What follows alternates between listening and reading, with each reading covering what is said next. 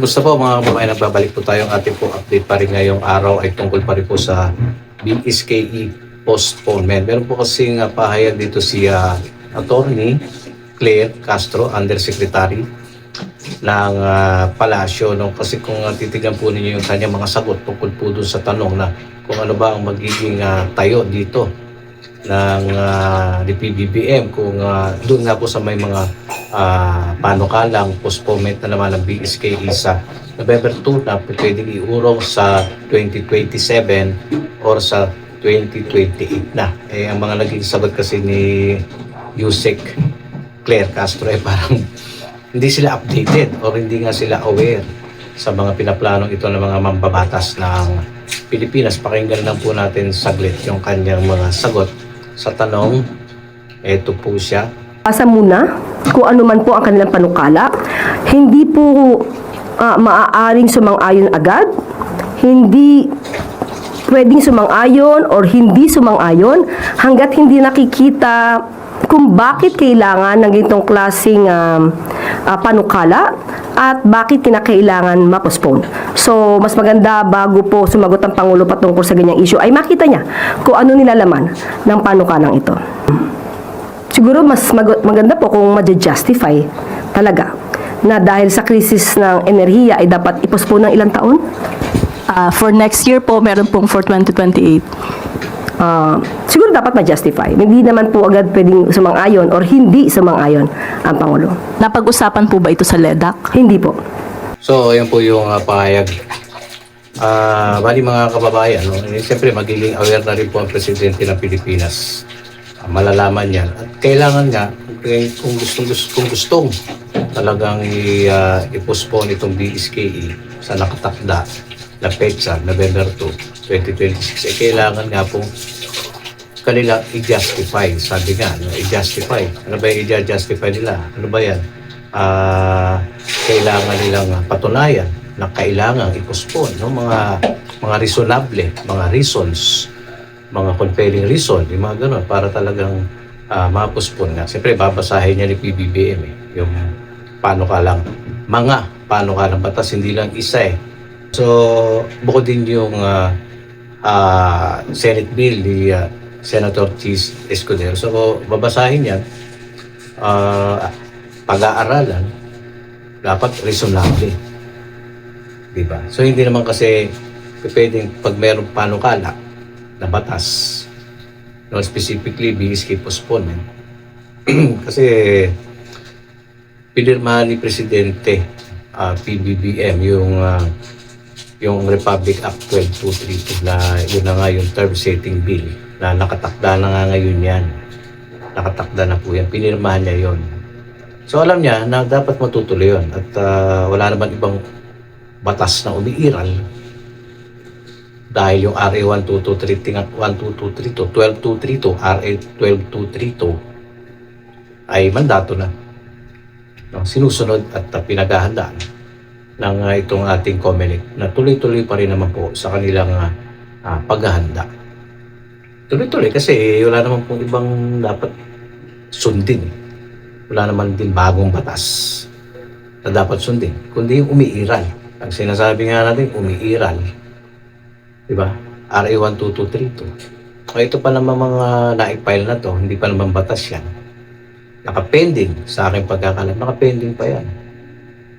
Kakaya ba nilang i-rush yan? Kung magkakaisa sila, mairaras nila yan sa first reading, second reading, and third reading hanggang umabot sa higher house, sa Senate. No? Dapat para pumasaya, siyempre dapat mag-ratify yan, maratipikahan. At pagkatapos noon, no, ratified bill na yan, ipadadala yan sa Office of the President.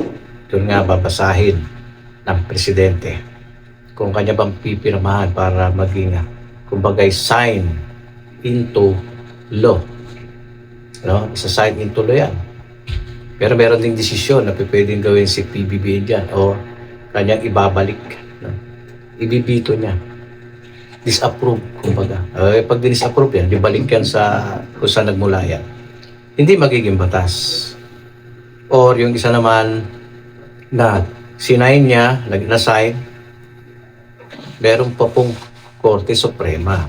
Kaya siyempre, papasok na naman dyan yung Korte Suprema, yung pinaka-final arbiter kung ang isa bang ginawang batas ay magiging konstitusyon o an-konstitusyon. Diba? Kaya lang yung mga nangyari kasi nakaraan na kumbaga naging unconstitutional yung pag-postpone, na-postpone pa rin naman kasi yung proseso ay napakatagal. Kumbaga nagiging papel na lang. Pero dapat kasi pag ganitong mga sitwasyon, kung naririnig na o natutunogan na ng Korte Suprema yung ginagawa o nilulutong batas, pwede naman na sila dyan, dapat sana ganun na manghimasok na magparamdam sila na yung inyong nilulutong batas ay magiging unconstitutional, kahit kung maaari, huwag na ninyong gawin. Diba? Dapat gano'n. Kasi meron ng batas na yan. Dapat gano'n. No? Pero hindi gano'n. Parang hindi yata pwede sila mag-intervene sa paglikha ng batas nitong mga mambubutas. Mambabatas. Ayan. So, hintay natin, mga kababayan. Para sa akin lang, sa tingin ko lang, kulang sa panahon. Kulang na sa panahon niya. Sabi nga, meron sila mga personal interest. Kaya gustong-gusto nilang mapupuspon na naman itong BSK. Ganon din itong version ni Senator Chis Escudero. No? Yung termino ay gagawin niyang 5 years na naman. Pinalawig na nga to 4 years. Tapos meron naman ulit version na magiging 5 years. Diba? Tuwang-tuwa ang mga nakasadlak ngayon. Tuwang-tuwa ang mga nakasadlak na dyan. Okay lang yun. Doon sa mga talagang ginagawa yung kanilang ginagampanan yung kanilang trabaho dyan sa barangay. Mga barangay officials, mga kagawan. Okay lang yun. Paano yun? Hindi. Mga wala nang ginagawa, gustong-gusto na silang palitan ng kanilang mga nasa sakupan at gustong-gusto nang bumoto ng bago kanilang iyahanan sa kanilang mga barangay. Di ba? Merong, kumbaga ay positive and negative. Di ba? Positive and negative yan.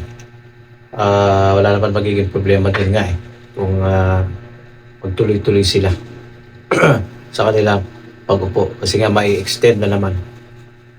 So may extend kung magiging 2027, may extend sila ng isang taon. Paano pa yung dating extension? So patagal sila ng patagal. Yung mga SK na sangguniang kabataan na nagiging kakapos po, naging matanda na, naging senior citizen na yung mga SK. Diba? Hindi na sangguniang kabataan yun. Magiging sanggunian ng mga senior citizen na yun. Diba? So may mga negatibong resulta. Yung mga postponement na yan, dapat talagang sa akin lang, dapat ituloy talaga. Tuloy na. Kasi nga, hindi na naman maging smooth sailing to no? Term setting bill Ngayon, fixing of term na gagawin 5 years. Ay nako. So, kawawa itong BSK nito. Lagi na lang napag-iinitan. Hindi naman tuloy-tuloy. No? Yung pagkarapatang bumoto ng mga kabataan, lahat ay nauudlot ng nauudlot. Di po ba? So, yan lang po yung ating update ngayon. Hihintay ulit tayo ng update. Pero tandaan niyo, hanggat walang bagong batas, ang RA 12232 ang sinusunod dahil yan ang umiiral. No? So, yun lang ang iisipin niyo. Okay? Hanggang dito na lang. Pa-subscribe and share, comment. God bless.